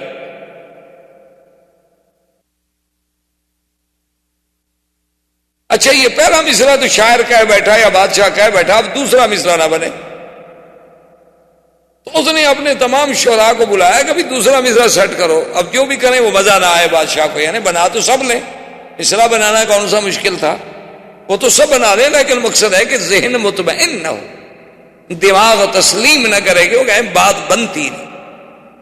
تو بہرحال شہنشاہ ایران سے بھی نہ بنا اور اس کے شعراء سے بھی مصرع ایسا نہ بن سکا جو بادشاہ کو مطمئن کر سکے، تو اس نے اس دور میں ہندوستان کے بادشاہ کو لکھا کہ میرے شعراء نے، ایک شاعر نے یہ کہہ دیا، ایک مصرع اور دوسرا مصرع کوئی اپیل نہیں کرتا ہمارے ذہن کو، اگر ہندوستان میں کوئی فارسی کہنے والے شاعر ہوں تو مہربانی کر کے اس کا دوسرا مصرع مرتب کروا دیں گے، درے ابلغ در جہاں کس نمی موجود۔ تو اب بادشاہ نے اپنے شاعروں کو بلایا، اچھا انہوں نے بھی کوئی مصرع گھڑے بنائے، وہ بادشاہ کو بھی تسلی نہ ہو، بادشاہ کہ بات دل کو نہیں لگتی۔ اب جناب گھر میں آیا اور بادشاہ بڑے پریشان بیٹھے تھے، تو ان کی بیٹی جو تھی نا بہت بڑی شاعرہ تھی اور ادیب تھی، بہت بڑی ادیب گزری ہیں اور بہت بڑی اپنے وقت کی شاعرہ گزری۔ تو انہوں نے جب دیکھا کہ باپ میرا بڑا اداس بیٹھا ہے تو اس نے کہا ابا جان کیا بات ہے، آپ بڑے گھبرائے ہوئے ہیں؟ انہوں نے کہا بیٹی بات یہ ہے کہ ایسے شہنشاہ ایران نے لکھا ہے، اب اتنے بڑے ہندوستان کے ملک سے ہم ایک مصرع کا جواب بھی نہ دے سکیں تو پتہ نہیں شہنشاہ ایران امتحان لینا چاہتا ہوگا کہ ہمارے ملک میں کوئی پڑھے لکھے لوگ بھی ہیں کہ نہیں، کوئی فارسی دان بھی ہیں کہ نہیں، کوئی ادباء و شعراء بھی ہیں کہ نہیں، تو ہمارے لیے تو یہ موت کی بات ہے نا، یہ تو سبکی ہے نا بڑی۔ تو اس نے کہا ابا جان بات مجھے بھی تو بتائیں کہ وہ کون سا مصرع ہے۔ تو انہوں نے کہا کہ درے ابلغ در جہاں کس نمی موجود۔ تو انہوں نے کہا کہ ٹھیک ہے ابا جان آپ ایسا کریں کہ آپ تو آرام سے سو جائیں، اللہ کو منظور ہے تو اس کا جواب میں دوں۔ اچھا اب بات شہزادی جو تھی وہ بھی ساری رات زور لگاتی رہی، لیکن ان کو بھی تسلی نہ ہو، مصرع تو بن جائیں لیکن تسلی نہ ہو، دل نہ لگے۔ تو صبح کو جب انہوں نے غسل کیا، بی بی نے، شہزادی صاحبہ نے غسل کرنے کے بعد وہ شیشے کے سامنے سنگار کے لیے بیٹھی اور سرما ڈالا، تو ہلکا سا سرما چونکہ تھوڑا سا موٹا سرما تھا اور شہزادی کی نازک سی آنکھ تھی، تو سرما جب ڈالا تو سرما جو ہے اس کے ساتھ آنسو بھی ٹپک پڑا، اور آنسو جب ٹپکا تو اس میں سرما بھی ملا ہوا تھا۔ تو فوراً مصرع یاد آ گیا اس کو، اس نے کہا کہ درے ابلغ در جہاں کس نمی موجود مگر اشک بتان سرما آلود، کہ دنیا میں کوئی موتی جو ہے وہ دو رنگا نہیں ہوتا مگر محبوب کی آنکھ سے ٹپکا ہوا آنسو جو سرما پہنتے ہوئے ٹپکے، وہ موتی جو ہے وہ ابلغ، کہ اس میں سفیدی بھی ہے سیاہی بھی ہے، تو ابلغ موتی تو مل گیا۔ تو اب جناب جی ابو زیب النساء نے یہ شعر کہا تو بادشاہ تو جھوم اٹھا نا، جو تو سب کے دماغ کو لگ گئی نا بات کے بعد، عقل سے، دلائل سے، فکر سے، ہر لحاظ سے، وزن سے، باہر سے پوری اتر رہی ہے۔ تو انہوں نے جناب وہ شعر لکھا اور شہنشاہ ایران کو بھیجا، شہنشاہ ایران نے پڑھا تو وہ جھوم گیا، انہوں نے کہا کمال ہو گیا بھائی، ہماری زبان ہے فارسی، ہم تو نہ بنا سکے لیکن ہند کے لوگوں نے بیٹھ کے ہمیں جواب دے دیا فارسی زبان میں۔ تو اس نے فوراً قاصد دوبارہ بھیجا کہ شہنشاہ ہند سے کہ میں آپ کی خدمت میں التجا کرتا ہوں کہ خدا کے لیے جس شاعر نے یہ جواب لکھا ہے وہ مجھے دے دیا جائے۔ اب ایک اور مصیبت بن گئی شہنشاہ ہند کے لیے کہ بھائی اچھا جواب لکھا کہ بیٹی بھی دے دوں۔ اب جناب جب وہ جواب آ گیا، وہ خط آ گیا، اب بادشاہ پھر پریشان ہو گیا۔ بیٹی نے پوچھا کیا بات ہے، آپ کیوں پریشان؟ انہوں نے کیسے ہوتا؟ کہا کوئی ایسی بات۔ تو اس نے اسی شہنشاہ ایران کے خط پہ لکھا کہ من منم مخفی منم بوئے گل در برگ گل، کہ میں اپنے آپ میں اس طرح چھپی ہوئی ہوں جس طرح خوشبو پھول کی پتی میں چھپی ہوئی ہوتی ہے۔ تو آپ کو پھول سونگھنے سے، خوشبو سونگھنے سے کام ہے، پتی چیرنے سے کام نہیں ہے۔ تو لکھ کے صبح بادشاہ دستخط کیے تو بادشاہ ایران سمجھ گیا کہ ان کی بیٹی کا شعر ہے، تو اس نے معذرت کر لی۔ تو ادیب لوگ اس قسم کے ہوتے تھے، فصیح لوگ اس قسم کے ہوتے تھے کہ اشارات کی زبان سمجھ جاتے تھے۔ یعنی آپ جو جہلائے عرب شعرائے عرب، شعرائے جاہلیت عرب کو دیکھیں، یعنی آپ حیران ہوں گے کہ آج تک علماء قواعد یعنی علماء نحو، علماء صرف آج بھی اپنے قواعد کی بنیاد رکھتے ہیں تو شعرائے جاہلیت پر، کہ بھئی فلاں شاعر نے یوں کہا ہے، متنبی نے یہ کہا ہے، فلاں نے یہ کہا ہے، تو اس کا مطلب ہے کہ یہ ترکیب اور اس قسم کا جملہ کہنا ٹھیک ہے۔ اگر یہ ٹھیک نہ ہوتا تو فلاں زمانے کا شاعر ایسی بات نہ کہتا۔ لیکن اللہ نے جب حضور صلی اللہ علیہ وسلم کو قرآن کا معجزہ دے کے بھیجا تو کسی عالم نے کیا اچھی بات لکھی ہے، اس نے کہا کہ قرآن اپنے اندر ایک ایسا معجزہ تھا کہ اگر کسی صحرا میں رکھ دیا جائے اور کوئی بتانے والا بھی نہ ہو کہ یہ کون سی کتاب ہے، تو ہر پڑھنے والے کو اعتراف کرنا پڑے گا کہ مخلوق کی کلام، یہ کسی بندے کا کلام نہیں ہو سکتا، یہ لازماً کسی غیر مخلوق کا کلام ہے، اللہ کا کلام ہے، لیکن یہ کسی انسان کا کلام نہیں ہو سکتا، کیونکہ انسان کے کلام میں یہ نہیں ہو سکتا کہ بیک وقت مدح بھی ہو، بیک وقت ذم بھی ہو، ترغیب بھی ہو، ترہیب بھی ہو، وعد بھی ہو، وعید بھی ہو، اور پھر الف سے لے کر یہ تک ایک اسلوب ہو، ایک ترتیب ہو کہ بظاہر دیکھو تو سمجھ نہ آئے، جب غور کرو تو ایک ایک حرف میں تمہیں موتی ملے، ایک ایک حرف میں تمہیں احکام ملیں، ایک ایک حرف میں تمہیں مسائل ملیں۔ تو اللہ کے قرآن کی عظمت، حضور صلی اللہ علیہ وسلم کی یہ شعرا جب پہنچا تو ابی ذر کہتے ہیں کہ میں نے اپنے اس شاعر بھائی انیس سے کہا کہ بھی تم جا کے پتہ کرو، کوئی کہتا ہے شاعر ہیں، کوئی کچھ کہتا ہے، تم تو بہت بڑے شاعر۔ اور وہ مقابلے 3 دفعہ مقابلے جو تھے انیس شعراء سے جیت چکا تھا، خود اتنا بڑا شاعر۔ وہ مکے میں آ گیا، ادھر سے پوچھا ادھر سے پوچھا، کچھ دنوں کے بعد چلا گیا، ابو ذر سے کہا، لیکن ابو ذر کو اطمینان نہ ہوا، کہا کوئی تم کام کی بات تو لائے نہیں، بس یہی آگے تم نے کہا ہے کہ ایک نبی ہے نام محمد الرسول اللہ ہے صلی اللہ علیہ وسلم، لیکن تم آپ سے ملتے، آپ سے بات کرتے، ان کی باتیں سنتے، پھر فیصلہ کرتے کہ وہ شاعری فرما رہے ہیں یا باقی کوئی اللہ کا کلام ہے، تم تو کوئی اچھی معلومات نہیں لے آئے، اب ایسا کرو کہ تم یہاں کا نظام سنبھالو، میں خود جاتا ہوں۔ ابھی ذر کہتے ہیں کہ میں مکے میں آ گیا اور اکیلا آدمی، کوئی جاننے والا نہیں، کوئی پہچاننے والا نہیں، اور مکے میں بھی میری کوئی جان پہچان نہیں، بنی غفار قبیلے کا میں آدمی تھا، اور مکے میں یہ عالم تھا کہ جو حضور کا نام لیتا تھا مشرکین مکہ اس کو مارتے تھے، کیونکہ اب ابتداء بعثت کے بعد وہ نفرتوں کا، وہ ظلم و جبر کا آغاز حضور کے خلاف ہو گیا صلی اللہ علیہ وعلا آلہ واصحابہ وسلم تسلیما کثیرا کثیرا۔ تو مکے والوں نے اتنی سختی کر رکھی تھی کہ پہلے تو کسی کو بتاؤ ہی نہیں کہ محمد مصطفیٰ کون ہے، اور اگر کوئی پوچھے تو پوچھنے والے کو مار دو تاکہ آئندہ پوچھنے والا جرات ہی نہ کرے، جو نام پوچھے وہ اسی کو مارنا شروع کر دو۔ ابھی ذر کہتے ہیں یہ تو مجھے پتہ چل گیا، اب میں کیسے پوچھوں، جس سے پوچھوں تو مجھے مارے گا، اور پھر میرے قبیلے کا کوئی بندہ مکے میں نہیں رہتا جو مجھے چھڑا لے۔ اور فرماتے ہیں کھانے کو کچھ نہیں، تو فرماتے ہیں کہ پھر میں زمزم پیتا تھا اور زمزم پر ہی میں گزارا کرتا رہتا تھا، اور 3 دن گزر گئے، کوئی راستہ پیدا نہ ہوا کہ میں حضور صلی اللہ علیہ وسلم تک پہنچ سکوں۔ فرماتے ہیں کہ تیسری رات تھی، کعبہ شریف کے میں قریب بیٹھا ہوا تھا، یہاں 2 بت ہوتے تھے مشرکین کے، ایک کا نام اساف تھا اور ایک کا نائلہ تھا۔ یہ دونوں بت تھے، اصل میں یہ دونوں بت بھی نہیں تھے بلکہ ایک عورت اور مرد تھے، نعوذ باللہ ثم نعوذ باللہ۔ انہوں نے اللہ کے کعبے میں آ کے بدکاری کی، اللہ کا عذاب آیا اور دونوں پتھر بن گئے۔ مشرکین مکہ نے ان کو عبرت کے لیے کعبے کے دروازے کے قریب رکھا اور آہستہ آہستہ پوجا شروع ہو گئی اور خود خدا بن گئے۔ تو بہرحال وہ کہتے ہیں کہ میں بیٹھا ہوا تھا کہ 2 عورتیں آئیں، اور دونوں عورتوں نے آ کے اس اساف کو اور نائلہ کو وہ چاٹا چوما، جیسے ان کے طریقہ تھا عبادت کا، وہ شروع کی۔ اور میں اساف اور نائلہ کے قصے تو سن چکا تھا، کیونکہ میرا بھائی تو خود شاعر تھا، وہ ایسی باتیں تو کئی دفعہ شعروں میں لکھ چکا تھا۔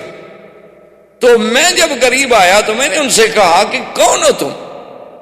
انہوں نے کہا تم کیوں پوچھتے ہو؟ میں نے کہا عجیب بات ہے، یہ اساف اور نائلہ ان کو خدا سمجھ کے پوجا کر رہی ہو، یہ تو خود زانی تھے، یہ تو اللہ نے ان پر قہر نازل کیا، انہوں نے بدکاری کی، انہوں نے زنا کیا اور اللہ نے پتھر بنا دیا، تم ان کو بھگوان سمجھ کے پوج رہی ہو، بڑی بے عقل عورتیں۔ تو انہوں نے جب میری بات سننے تو وہ چیختی ہوئی بھاگی۔ میں نے کہا توبہ توبہ توبہ توبہ توبہ، ایسا بھی کوئی آدمی ہمارے خداؤں کو برا کہے، ہمارے خداؤں کو برا کہے، ہمارے خداؤں کو برا کہے۔ تو ایسے چیختی ہوئی بھاگی، حرم سے دور بھاگتی گئی اور چیختی گئی اور یہی شور مچاتی گئی۔ اور آگے آنے والے کون تھے؟ سیدنا محمد الرسول اللہ صلی اللہ علیہ وسلم اور حضرت ابی بکر رضی اللہ تعالی عنہ۔ حضور صلی اللہ علیہ وسلم نے حضرت صدیق سے فرمایا بھی عورتوں کو روکو، کیا بات ہے، کیوں چیخ رہی ہیں، کیوں رو رہی ہیں، کیا بات ہے، ان پر کوئی ظلم ہوا؟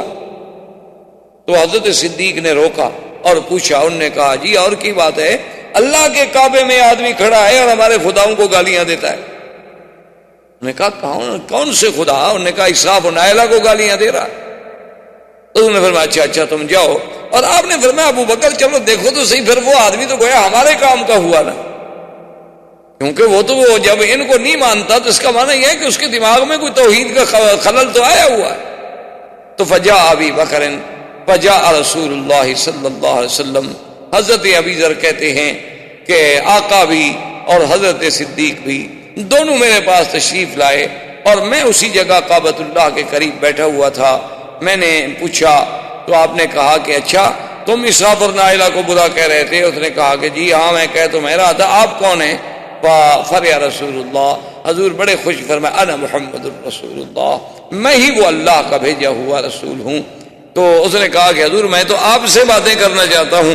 آپ نے فرمایا اذا رآک کفار قریش نازوک, کہ تمہیں کفار قریش جو ہیں وہ بڑی تکلیفیں پہنچائیں گے. ایسا ہے کہ تم ابھی اپنے آپ کو تو ظاہر نہ کرو, کل فلاں وقت میں ہم آئیں گے حرم میں, اور جب ہم واپس جانے لگے تو تھوڑا دور رہ کر ہمارے پیچھے پیچھے چلے آنا, اور جس مکان میں ہم جائیں اس مکان میں آ جانا, اور پھر وہاں بیٹھ کے بات کریں. تو ابھی ذر کہتے ہیں کہ دوسرے دن حضور صلی اللہ علیہ وسلم اپنے وعدے کے مطابق تشریف لائے, اور وہاں عبادت کرنے کے بعد جب جانے لگے تو میں آپ کے پیچھے چلا تو حضور دار ارقم میں تشریف لے گئے. دار ارقم جو ہے جہاں اب صفا مروہ ہے, بالکل اس کے قریب ایک گھر تھا, ایک مکان تھا جس کا نام دار ارقم تھا, اور اس کا بھی ایک بہت بڑا تاریخ میں ایک مقام ہے کہ حضرت عمر بھی وہاں اسلام لائے, ابھی ذر بھی وہاں اسلام لائے, سیدنا حمزہ بھی وہاں اسلام لائے. لیکن چونکہ حرم کی توسیع میں صفا مروہ کے بڑھانے میں ضرورت تھی, تو اب تو وہ حرم کا ایک حصہ بن گیا. تو بہر صورت حضور صلی اللہ علیہ وسلم دار ارقم میں گئے, ابی ذر آئے اور اس کے بعد بیٹھے, حضور صلی اللہ علیہ وسلم سے اللہ کا قرآن سنا, فاسلم ابی ذر, ابی ذر فوراً مسلمان. حضور نے فرمایا کہ ابی ذر دیکھو تم کمزور آدمی ہو, اور تم جو ہے ابھی اس کو اپنے اسلام کو اخفاء میں رکھو. اس نے کہا حضور اب اخفاء میں تو میں بھی نہیں رکھتا, لیکن بہرحال یہ ہے کہ میں جا کر اپنے قبیلے میں محنت کروں. تو حضرت ابی ذر پھر تشریف لے گئے بنی غفار میں, تقریباً 15 سال دعوت اسلام دیتے رہے. اور اس وقت ابھی کوئی احکام تو نازل نہیں ہوئے تھے نا, کہ نماز سکھائی جائے, روزہ سکھایا جائے, حج سکھایا جائے, تو احکام ابھی نازل ہی نہیں ہوئے. اس وقت تو صرف درس توحید دیا جاتا تھا, اور شرک سے بچانے کے سبق دیے جاتے تھے, اور نبوت و رسالت کا مقام سمجھایا جاتا تھا, اور آخرت پر ایمان کے بارے میں مختصر سی باتیں بتا دی جاتی تھی. اور اتنی باتیں تو الحمدللہ ایک آدمی اگر صدق قلب سے چاہے تو تھوڑے سے وقت میں سیکھ لیتا ہے. تو ابی ذر رضی اللہ تعالی عنہ اپنے قبیلے میں گئے, اور پھر دیکھیں کہ اسی ابی ذر کی محنت سے جب حضور مدینہ منورہ تشریف لے گئے تو انہوں نے اتنی بڑی محنت کی کہ اپنا قبیلہ بنی غفار جو تھا وہ تقریباً آدھے کا آدھا مسلمان ہو گیا, اور سب کو لے کر حضور کی خدمت میں پہنچے صلی اللہ علیہ وسلم رضی اللہ تعالی عنہ وارضاہ. تو اب یہ زمانہ تھا حضور صلی اللہ علیہ وسلم کی ابتدائی بعثت.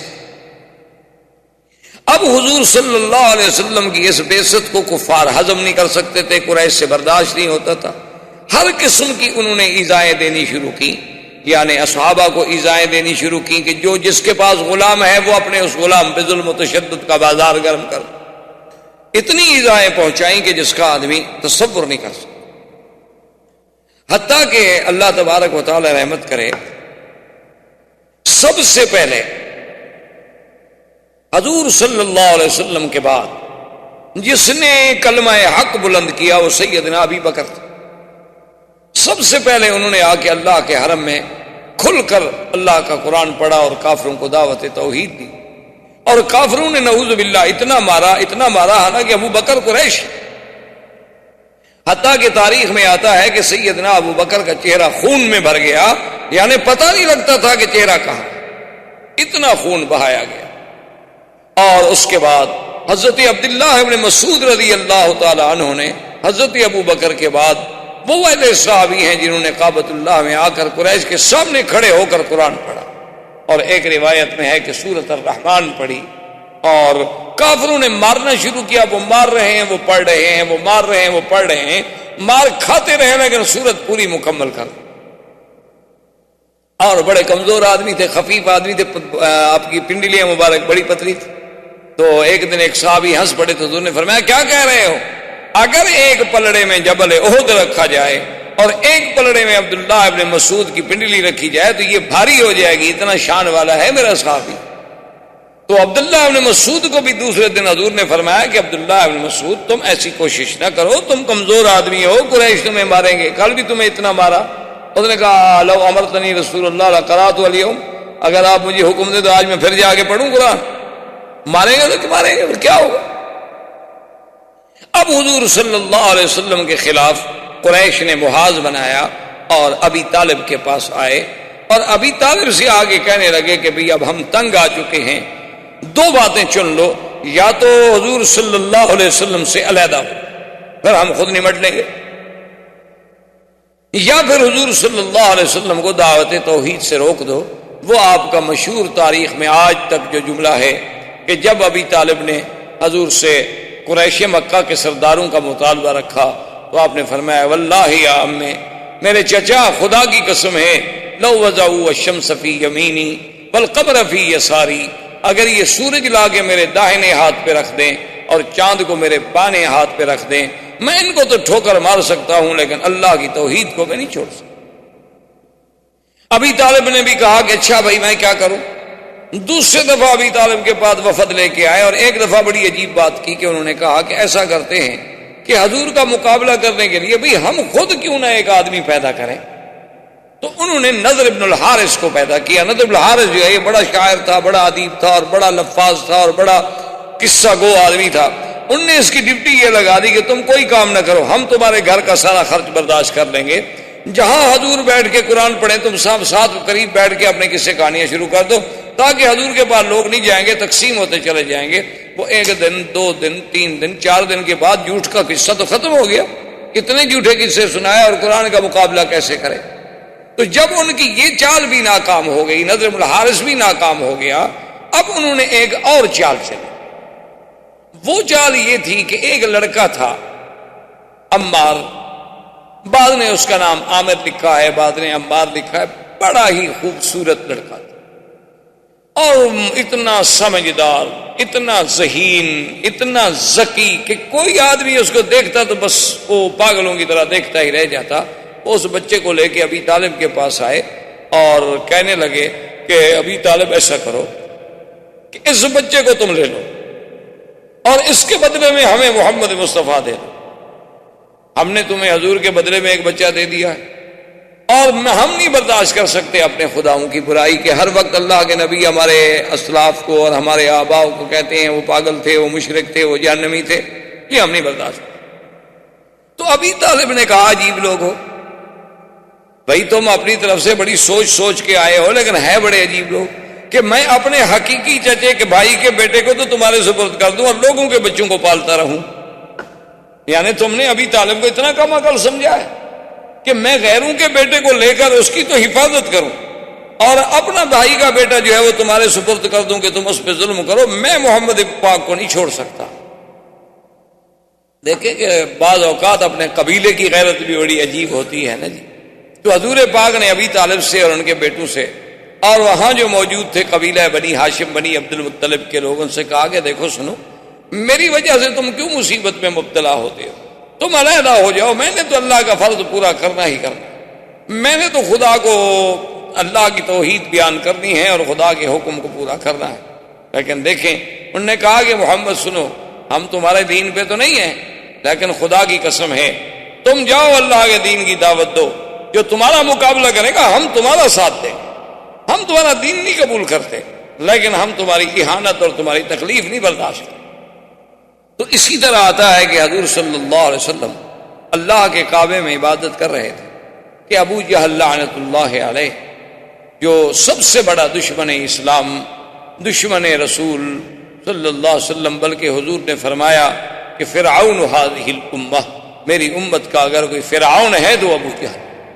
اور ایک روایات میں یہ بھی آتا ہے حضور نے فرمایا کہ فرعونی اشد من فرعون موسیٰ، کہ میرا فرعون جو ہے وہ موسیٰ علیہ السلام کے فرعون سے بھی بڑا سخت ہے۔ کہ موسیٰ علیہ السلام کے زمانے میں جو فرعون تھا اس کو تو ایک غوطہ لگا پانی میں اور کہنے لگا آمنت برب موسیٰ و ہارون، اور یہ بدبخت مرتے وقت بھی کلمہ بھی نہیں پڑا اور ایمان نہیں لے آیا۔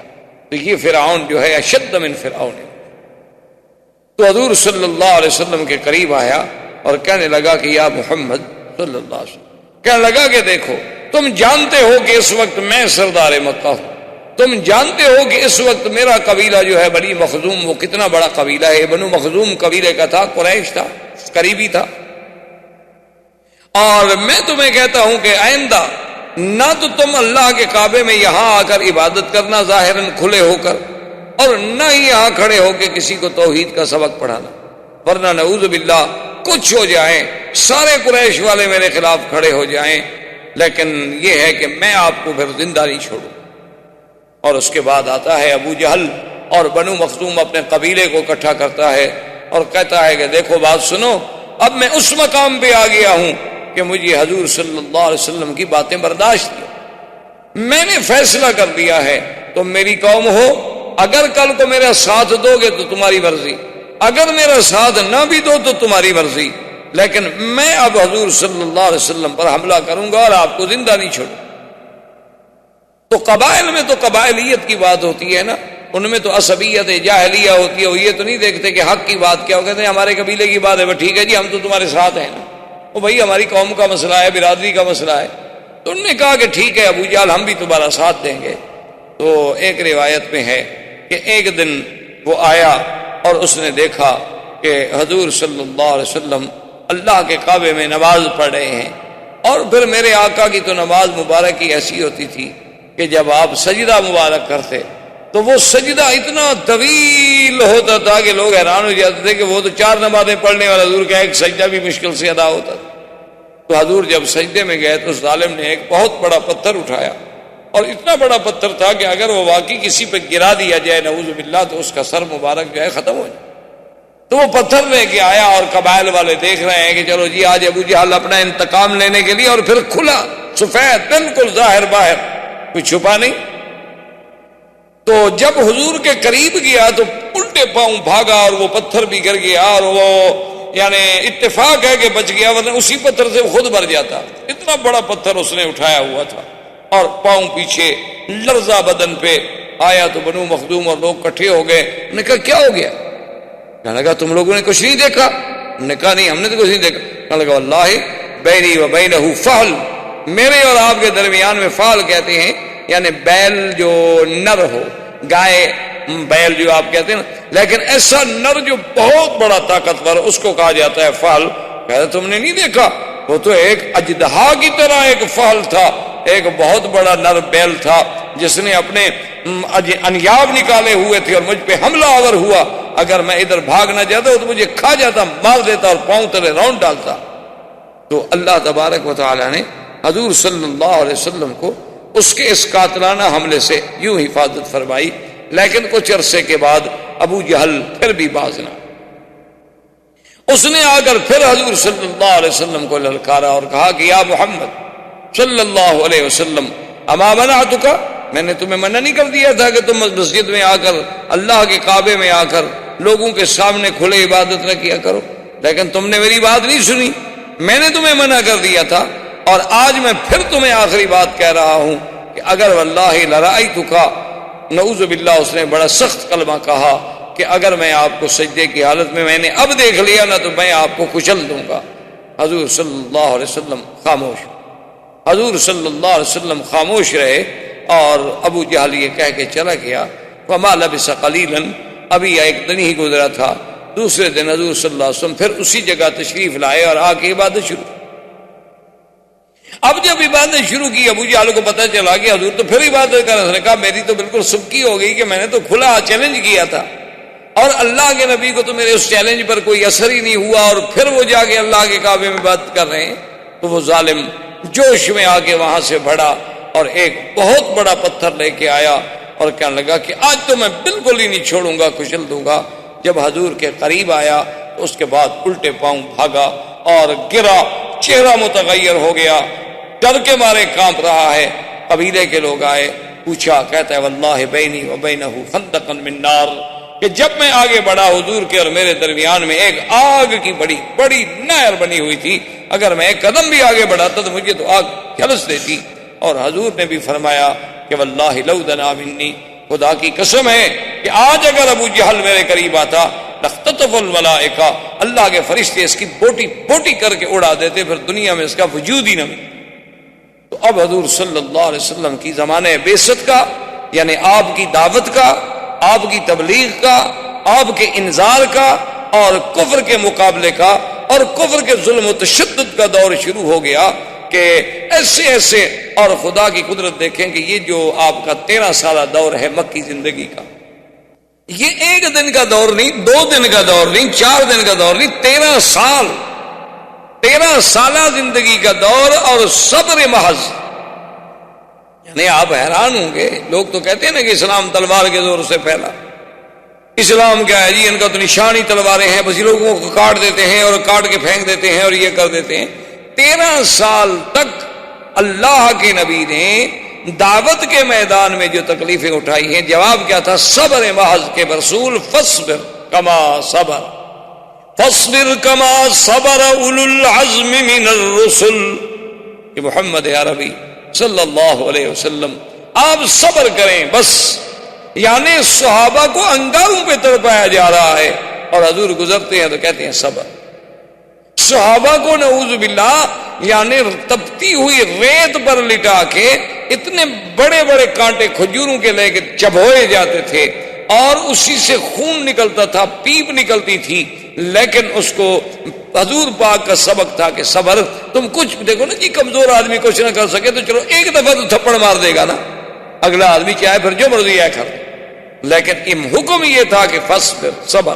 کچھ نہیں کہے، کوئی جواب نہیں. تو متواتر 13 سال تک مسلمانوں نے اتنی زبردست تکلیفیں برداشت کی کہ جس کا تصور نہیں ہو سکتا.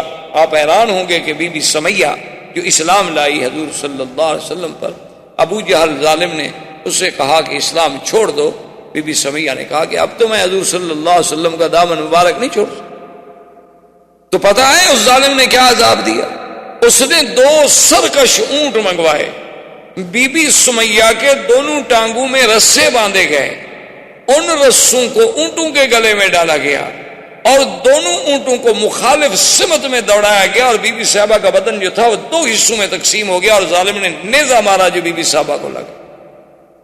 یعنی آپ اندازہ کریں ظلم و تشدد کا کہ ایک زندہ انسان کو یعنی یوں پکڑ کے جیسے آپ مرغی کو 2 حصے کرتے ہیں یا کسی بکری کو آپ 2 حصوں میں تقسیم کرتے ہیں، یہ کہہ دینا تو بڑا آسان، لیکن اسی طرح تقسیم کر دیا گیا. لیکن اس وقت بھی ان کی زبان پہ تھا اشہد ان لا الہ الا اللہ واشہد ان محمد رسول اللہ. تو حضور صلی اللہ علیہ وسلم نے یعنی اس سے بڑا کوئی ظلم ہوگا کہ میرے آقا طواف کر رہے ہیں، حالت طواف میں ہیں اور قریش باہر آ کے بیٹھ جاتے، جن کے قریب حضور گزرتے تو وہ گالیاں دینی شروع کر دیتے، جن کے قریب حضور صلی اللہ علیہ وسلم گزرتے تو حضور کی شان میں پھپتیاں کسنی شروع کر دیتے. اس سے بڑا ظلم ہوگا کہ حضور صلی اللہ علیہ وسلم رات کو اٹھ کے اگر تہجد کے لیے آ رہے ہیں تو ابھی لہب کی بیوی جو ہے وہ کانٹے اٹھا کے اور کانٹوں والی لکڑیاں اور جھاڑیاں لے کے ان راستوں پہ ڈال دیتی کہ چلو جب حضور گزریں گے اندھیری رات ہوگی پاؤں رکھیں گے اور نہیں تو کم سے کم کانٹے تو چپ جائیں، کانٹے تو لگیں گے. حضور صلی اللہ علیہ وآلہ آلہ وصحبہ وسلم تسلیما کثیرا کثیرا. اس طرح یہ دور بعثت اور یہ مکی زندگی کا دور کہ مسلمانوں پر اور ایمان والوں پر، مستضعفین پر، اللہ کے نام لینے والوں پر، حضور کا ساتھ دینے والوں پر ظلم و تشدد کا دور ہے. لیکن خدا کی شان ہے کہ آج تک چشم عالم نے ایسے وفاداروں کی پھر مثال بھی نہیں دیکھی، اور آج تک چشم عالم نے حضور صلی اللہ علیہ وسلم کی زبان مبارک میں جو حلاوت اور آپ کی زبان مبارک میں جو تلاوت اور آپ کی زبان مبارک میں جو تاثیر اور آپ کی قرات قرآن میں جو اثر آفرینی، حضور صلی اللہ علیہ وسلم کی یعنی آپ کی وجاہت مبارک اور آپ کے چہرے مبارک میں جو کشش اور آپ کے جمال میں، آپ کے کمالات میں جو جلا تھی، وہ بھی دنیا میں آج تک کوئی اس کی مثال پیش نہیں کر سکتا. اللہ ہمیں حضور کی سیرت پر چلنے کی توفیق عطا فرمائیں اور آپ کی محبت نصیب فرمائیں. والسلام علیکم. احباب کرام، اس کے بعد اب آپ اس مبارک سلسلے کی CD نمبر 7 سماعت فرمائیں.